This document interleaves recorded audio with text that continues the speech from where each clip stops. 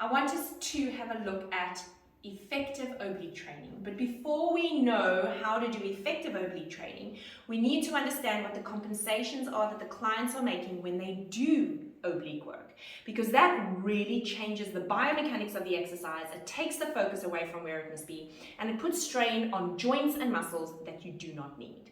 So I've got Carly here on the Pilates spine corrector, which I absolutely love. And I've got her in a little bit of flexion.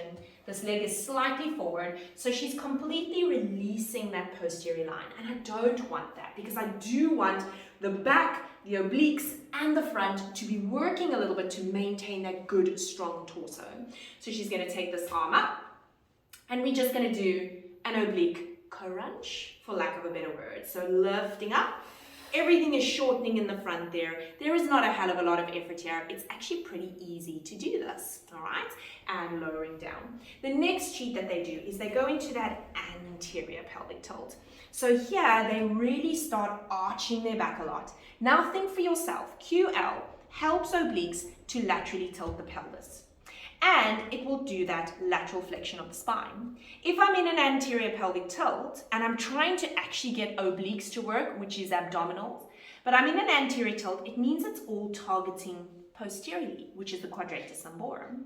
So now on top of this, she's going to come up into that oblique lift, and she's going to super shorten inside there, hurting into that lumbar spine, spasming in that quadratus lumborum. This leg is forward, so she's getting TFL, hip flexors, QL for oblique work. I cannot think of anything worse. So now we need to fix it. So I've got Carly over here. She's going to pull her leg back slightly. I'm going to bring this arm slightly forward. Her abdominals are going to connect that pubic bone and just get the feeling that it's pulling to the ribs, even if nothing moves. It's just that firmness that's going to happen there.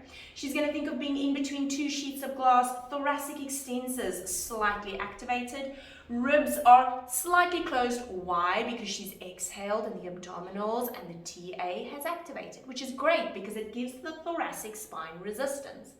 Then she's gently going to lift up in between those two sheets of glass, and this is doing a crunch, which is also all right, and then controlling it down. But I now want to show you how you get them to have two equal sides, which I absolutely love.